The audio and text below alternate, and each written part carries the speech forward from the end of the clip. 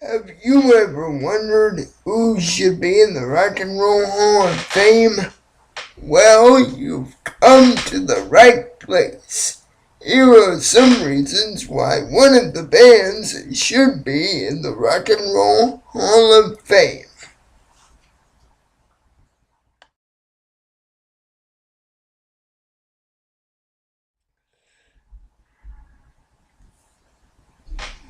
First off, we have Bon Jovi.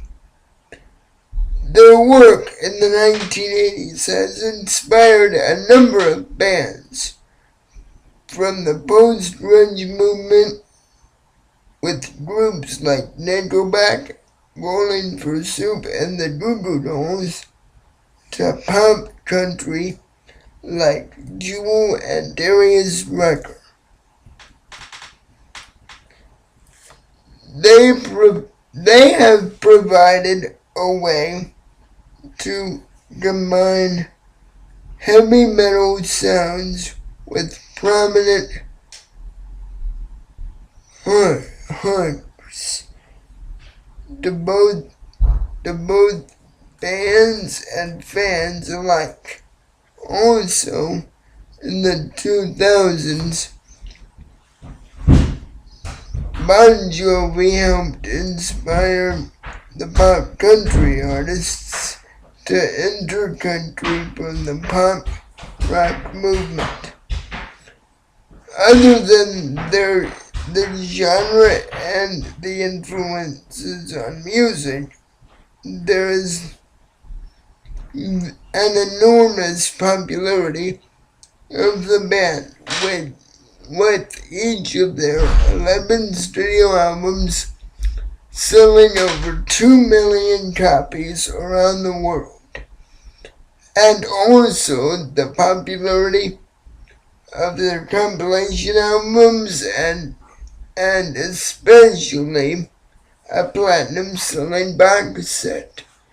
Furthermore, they have 4 number 1 hit singles, 6 additional top 10s, and 7 more top 40 hits on the Billboard Hot 100.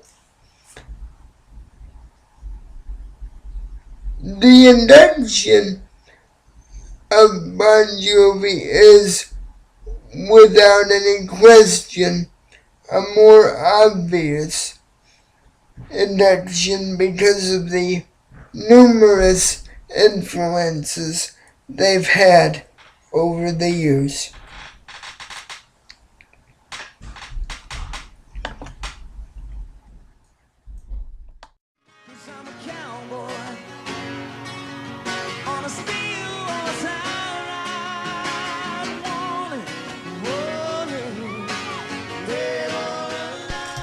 As I have said before, one of the reasons why Bon Jovi should be in the Rock and Roll Hall of Fame is that they've had influences on pop country and hard rock.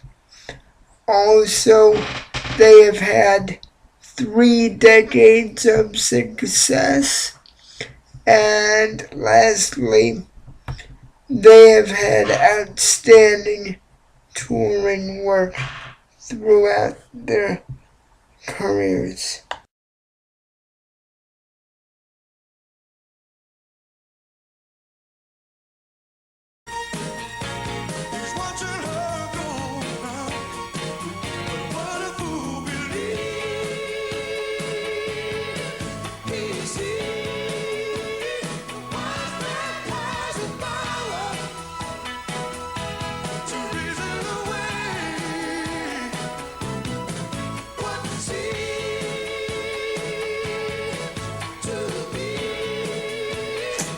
Next, we have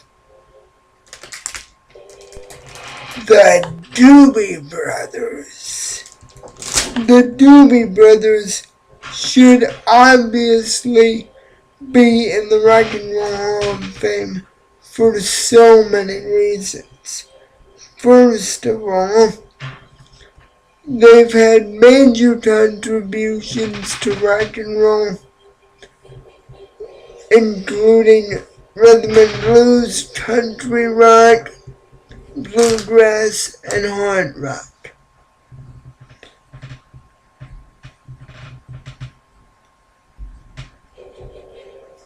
Other than a brief breakup from 1982 to 1987, the band still remains active and occasionally releases new records. As far as worldwide, as far as worldwide sales go, one of its albums has gone 10 times platinum, and 3 additional albums have gone multi-platinum. Aside from albums that went gold or even silver, if you combine worldwide sales and improvisational sounds, which was influenced by singers like Ruby Dupree, you obviously have a band that definitely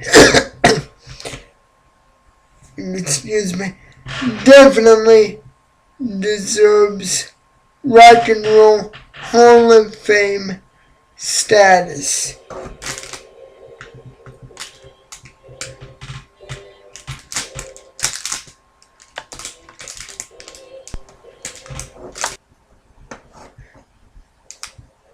Now, like I've said before, the band should be in the Rock and Roll Hall of Fame because, one, they still remain active and have changed many musical genres in numerous ways, from hard rock to blues rock. In addition, they've had 16 total top 40 hits, including Long Train Running and What a Fool Believes. In addition, they have sold 40 million albums worldwide.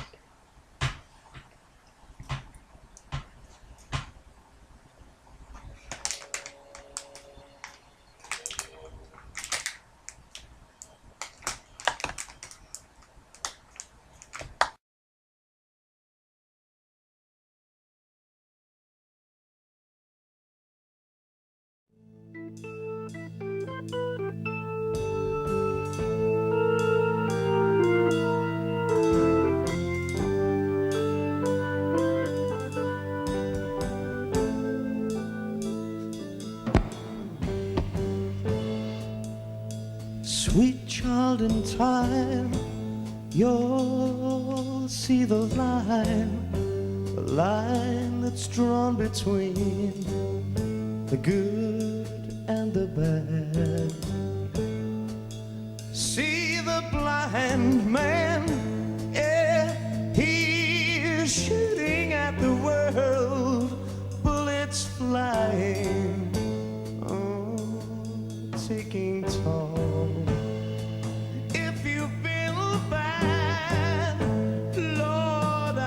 You have, and you've not been here, you've not been hit by flying lead. You better close your eyes, you better bow your head.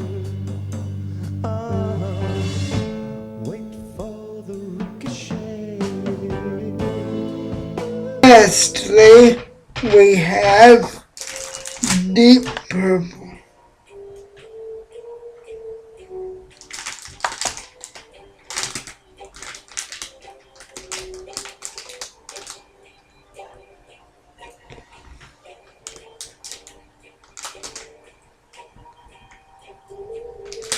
Deep Purple.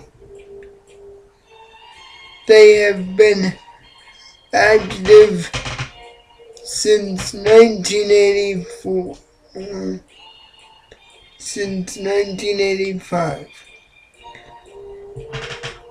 Also, they are considered to be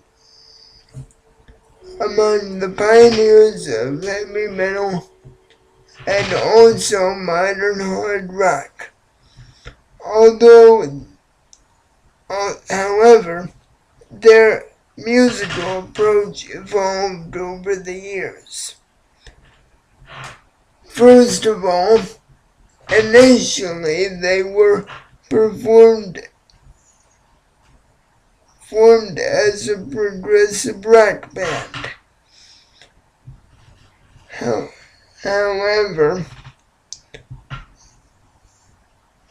However, in 1970, they shifted to hard rock.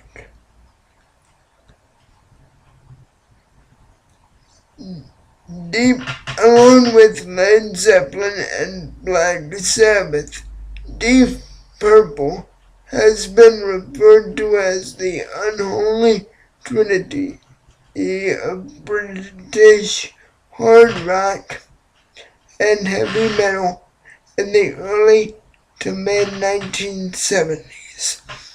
Most importantly, they were listed according to the 1975 Guinness Book of World Records as the world's loudest band for a 1972 concert at Rainbow Theatre in London.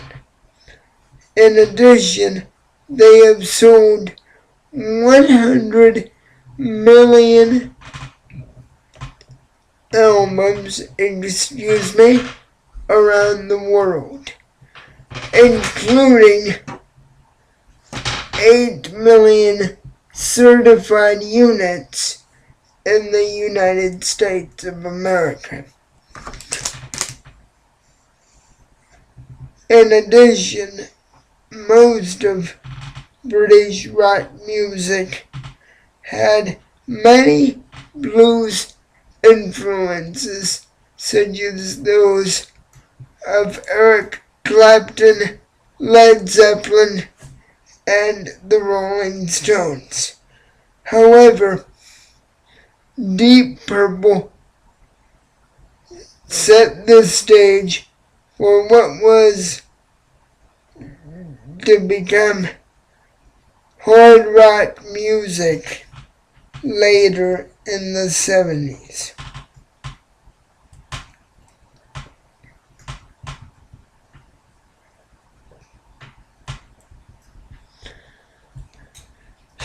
Now, as I've said before, the reason why they should be in the Rock and Roll Hall of Fame is